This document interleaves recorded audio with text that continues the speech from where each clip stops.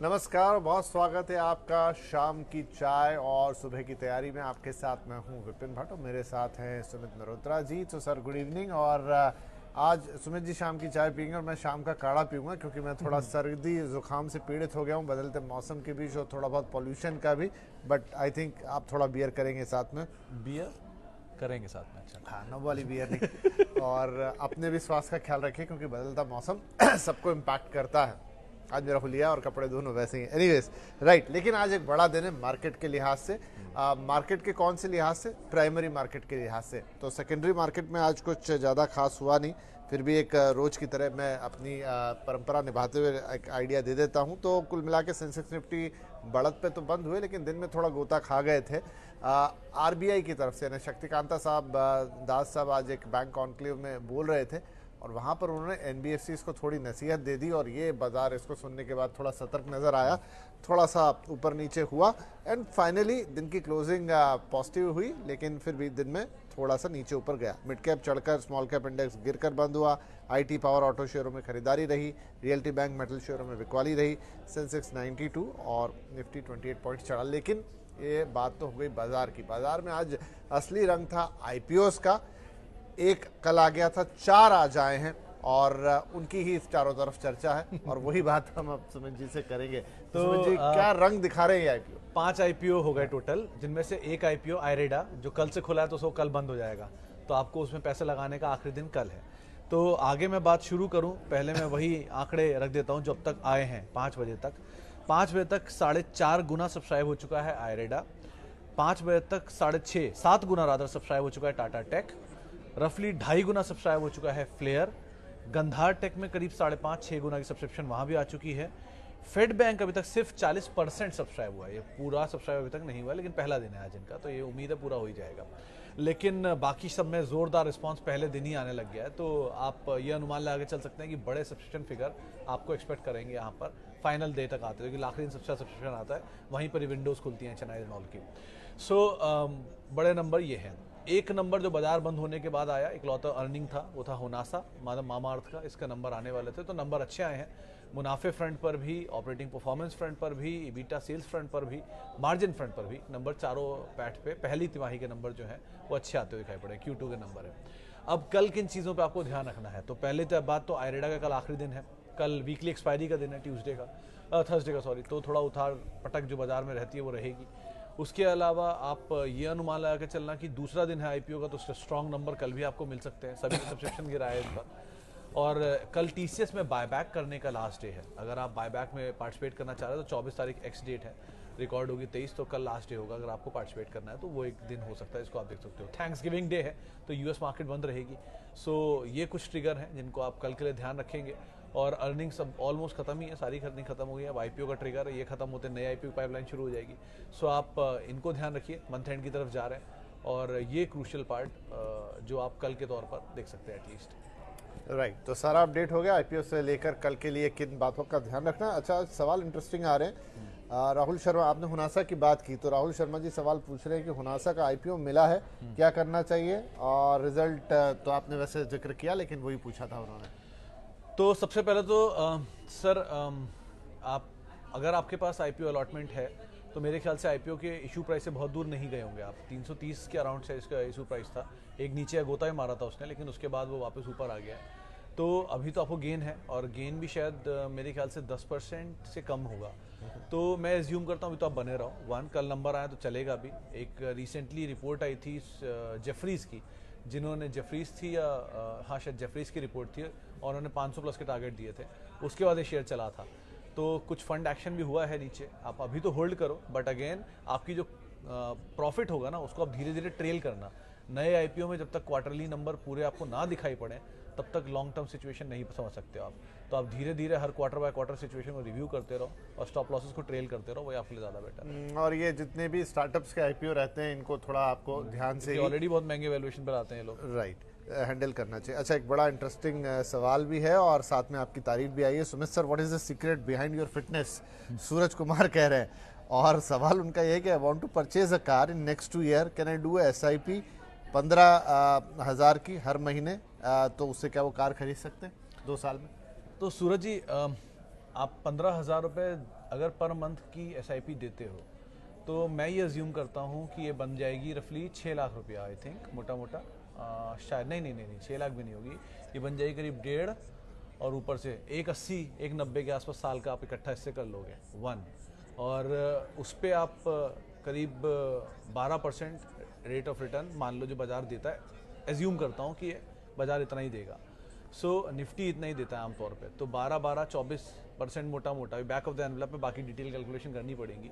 तो ये मैं मान सकता हूँ इससे आपको मिलेंगे कहीं कहीं पर 4.5-5 लाख रुपए के अराउंड। सो ये आपकी कार के लिए सफिशिएंट नहीं होंगे, तो 2 साल में तो ये चीज़ पॉसिबल नहीं है।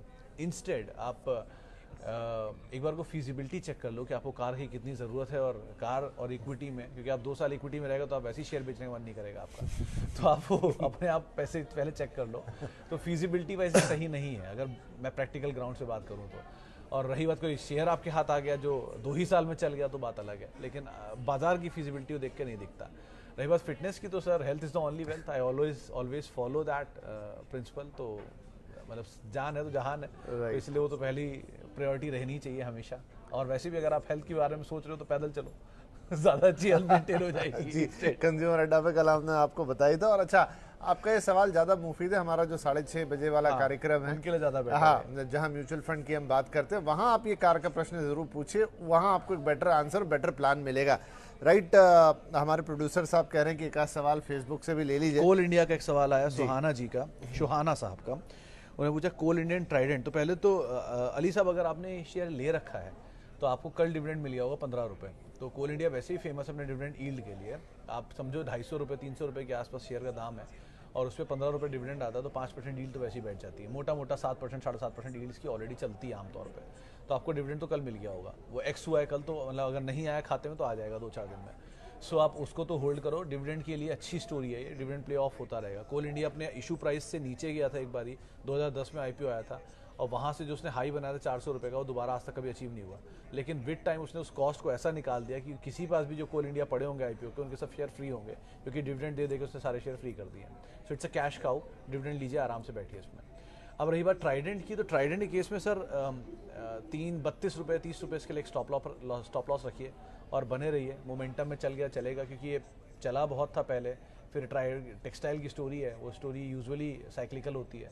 सो अकॉर्डिंगली आप ट्रेड रखिएगा। 32 रुपये आपके लिए स्टॉप लॉस आप पे मेंटेन करिएगा इसमें।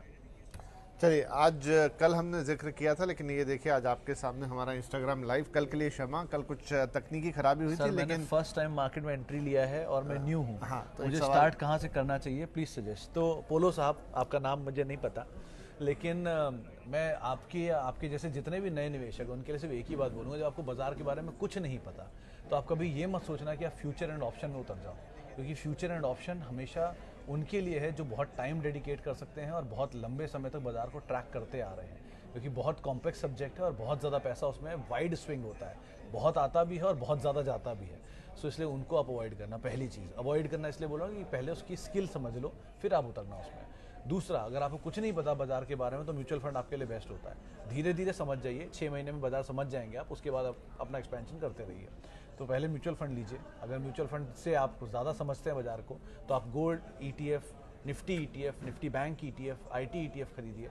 वो भी अगर आपको समझ में आने लग गए हैं और आप उसको भी समझने लग गए ठीक से, तो आप लार्ज कैप में जाइए। लार्ज कैप में वही नाम जिनको आप सुनते ही बता देंगे वो कंपनी क्या कारोबार है, जैसे एशियन पेंट, जैसे पीडीलाइट, जैसे TCS, जैसे बाटा, जैसे इंडिगो, इस तरह का कोई भी नाम जिसको मैं, कोलगेट, सुनते ही आप समझ जाए कंपनी क्या काम करती है, ये लार्ज कैप है, इनमें आप जाइए। टाइटन, इस तरह की कंपनियों के बाद जब आपका सफिशिएंट पोर्टफोलियो इनसे भी भर जाए तब आप जाइए फिर mid cap and non small cap में। ऐसे सिस्टमैटिक वे में जाएंगे तो कैपिटल बची रहेगी, दुख नहीं होगा। और अगर जल्दीबाजी करेंगे तो एक सेइंग है, बसंत महेश्वरी साहब हमेशा कहते थे कि एक अच्छा पोर्टफोलियो बनने में 10 साल लगते हैं, आपको जल्दी है तो आपको 20 लगेंगे, वही होगा फिर। नहीं, बसंत जी की ये बात बड़ी कायदे की है, जल्दबाजी नहीं, कोई हड़बड़ी नहीं, आराम से जाना है। अच्छा, शिल्पा जी का एक सवाल है, इंस्टाग्राम से मिल रहा हूँ, LIC का क्या करें? शिल्पा जी, ये कॉम्प्लेक्स सवाल है, क्योंकि मैं अज्यूम करता हूँ आपको अलॉटमेंट के होंगे एक्चुअल के, और वो चाहे किसी भी तरह से अलॉटमेंट हुआ हो, चाहे आप एम्प्लॉय कोटा में मिला हो या नॉर्मल कोटा में भी लिया हो आपने, तो भी आपकी इशू प्राइस से नीचे ही होगा। कंपनी अच्छी है, वैल्यू अच्छी है, और एसेट भी अच्छा है, आप होल्ड कर सकते हो। होल्ड करने में बुराई नहीं, आपका पैसा जीरो तो नहीं करेगा, लेकिन रिटर्न कितने समय में आया कहना मुश्किल है। ये ऐसे ही असेट बहुत समय तक BHEL पड़ा रहा, बहुत समय तक कोल इंडिया पड़ा रहा, लेकिन एकदम से उनमें तेज़ी आई, तो ये भी कुछ समय में वैल्यू क्रिएट होगी। इसमें टाइम दीजिए, क्योंकि बहुत बज़ था इसके IPO के टाइम पे, वो बज़ अब ख़त्म हो रहा है धीरे धीरे, एंड विद टाइम ये गेन देना चाहिए। तो आप बने रहो, ज़्यादा बेटर है, और पैसा जीरो होने की प्रोबेबिलिटी यहाँ थोड़ी कम है, तो आप बने रहने में कोई रिस्क नहीं है एटलीस्ट। चलिए जी शिल्पा जी, तो बने रहिए। इधर पुष्पम यादव इंस्टाग्राम पे पूछ रहे हैं, views on Sonata software please. Sir चला हुआ तो बहुत है, एक बड़ी तेज़ी इसने ऑलरेडी दिखाई भी है। मिड कैप IT की तेज़ी अब मुझे लगता है कि थोड़ी सी बैकफुट पे होनी चाहिए कंपेरेटिवली फ्रंट लाइन IT की, क्योंकि फ्रंट लाइन IT में वैल्यू ज़्यादा है और गैप बहुत बढ़ गया है। आप ऐसे अज्यूम कर लो कि Persistent, L&T Tech, Birla soft, even Sonata soft, इन सबके मल्टीपल हायर डबल डिजिट में है, और TCS वगैरह सबके मल्टीपल सिंगल डिजिट या लोअर डबल डिजिट में है। सो इनको बाजार फिर भी वैल्यू देगा। अगर आपके पास है, आप सोनाटा में बने रह सकते हो, खराबी नहीं है इसमें, बट थोड़ा चला हुआ है, तो जो प्रोबेबिलिटी ऑफ गेन है यहाँ से वो थोड़ा कम हो सकता है एटलीस्ट, बाकी कोई रिस्क नहीं है इसमें। चलिए, क्योंकि इस बीच हम गए थे इंस्टा पे, लेकिन लाइन लग गई ढेर सारे सवालों की यूट्यूब पर। तो यहाँ पर मिस्टर अंसारी जो पूछ रहे हैं कि जोमेटो पर व्यू चाहिए, क्या करूँ? तो मुझे पता नहीं अंसारी साहब आपने खरीदारी किस भाव पे की है, क्योंकि अगर आपने 40 रुपये की रेंज में खरीदारी की है तो आप ऑलरेडी 3 गुना गेन पर हो। अगर आपने 70 रुपये की है तो आप 2 गुना गेन पर हो IPO के, अगर आपका अलॉटेड है तो। और अगर आप 100 प्लस के गेन पर हो या खरीदारी पर है तो थोड़ा रिस्की साइड पर हो, कि ऑलरेडी शेयर बहुत चल चुका है। एक ही केविएट है कि यहाँ हायर लेवल पे हर बारी कुछ ना कुछ ब्लॉक्स आते रहते हैं और कोई ना कोई इंस्टीट्यूशन माल बेचता रहता है। सो अभी तो बने रहो। इस क्वार्टर के नंबर थोड़े बेटर थे और उस पर रिएक्शन भी बाजार ने अच्छा दिया, बट यहाँ पर अब स्टॉप लॉस आप लगा के चलना। स्टॉप लॉस आपका इशू प्राइस जो होगा वो आपके लिए एक बढ़िया स्टॉप लॉस है, तो उसको आप फॉलो कर सकते हो, क्योंकि नया IPO है, मतलब 1 साल 2 साल हुए हैं, अभी थोड़ा समय प्रूव करने दीजिए मार्केट में, तो मोमेंटम गैदर करता है, देखिए कहाँ तक जाता है, लेकिन बने रहने में बुराई नहीं है। स्टॉप लॉस जरूर रखिएगा इसके साथ। ठीक है। अब रुचि जी ने, जिनमें आपका जो टाइटन पे आपने आज सारे नंबर्स वगैरह किए वो देखा होगा, पूछ रही है टाइटन का टारगेट बताइए। तो रुचि जी देखो, टाइटन एक ऐसी कंपनी है जो कोई इंट्राडे या 2 दिन या 6 महीने में आपको कोई बड़ी शायद चीज़ ना बना कर दे, बट आई नो इस ऑफिस में कई लोगों के पास जिनके पास रह के रखे हुए हैं और 10 साल से बैठे हुए हैं, क्योंकि टाइटन वेल्थ क्रिएशन जानता है। ये बड़ी तेज़ी दिखा के अपने ऑल टाइम हाइस पर ऑलरेडी है, लेकिन फिर भी आप ऐसे समझिए कि देश की ऑर्गेनाइज रिटेल मार्केट का सबसे बड़ा प्लेयर है और महज 3 लाख करोड़ की मार्केट कैप रखता है, तो अभी भी इसमें बहुत जूस बाकी है। तो आप बने रह सकते हो। एक्सपोर्ट मार्केट में एक्सपैंड कर ही रहा है, स्पेशली US मार्केट में, दुबई मार्केट में, तो बने रहना इज़ बेटर चॉइस। और अच्छी हाउस ऑफ टाटा ग्रुप की कंपनी। और सबसे इंटरेस्टिंग चीज़ की अभी भी इनके पास, इन्होंने रिसेंटली कैरेटलिन का एक्विजिशन किया है, जो कि अपने आप में ही 18-19 हज़ार करोड़ की कंपनी है, जो कि इनके अंदर मौजूद है। सो अगर कभी डीमर्जर आ गया तो बात अलग है, लेकिन अच्छी कंपनी है। अगर आपके पास है तो आप इन्वेस्टमेंट के तौर पर उसे देखो, SIP के तौर पर उसमें खरीदारी करो और बने रहो। विद टाइम अच्छा वेल्थ क्रिएशन हो सकता है यहाँ से भी। चलिए, आज यूट्यूब, इंस्टाग्राम और फेसबुक में समय कहाँ निकला पता नहीं चला, 5:45 हो गए।